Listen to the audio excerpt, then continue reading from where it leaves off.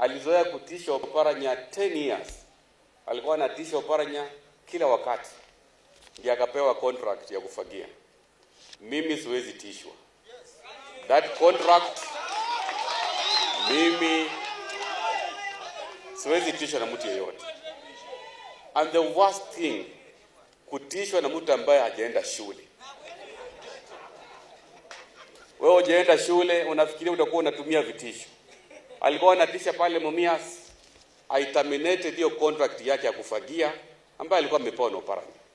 Kwa sababu I cannot work in Kakamega County through intimidation. Awendo vanja kulabawa noa. Shina weni.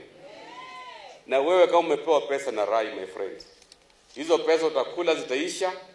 There is no any day governor atakaa na yule mkora na yule mwizi kutoka kule Shibale. Na lazima tuheshimu kina mama.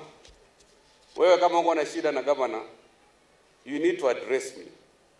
Don't address the first lady. Mimi, I have no time. I don't even want to know Linda Bakasubanga tao. I can never have any disrespect kwa kina mama wetu. Kwa mama ni bakuibula, au mama zetu, ni wanawake zetu, na pia ni dada zetu. Lakini because somebody has nothing between his ears, yeye kazi yake kila siku ni vitisho, amepewa pesa akifikiria kwamba Rai will take over Cogen na mambo ya ethanol. Nataka kuambia yule mkora ya kwamba hizo pesa za Rai zitaisha, utarudi hapa, uendelee na kazi yako ya ukora na kukoni watu. But we are not going to be intimidated na wakora na majambazi. Sisi kama viongozi na wazazi tunahimiza watoto wetu waende shule. Shina bwene.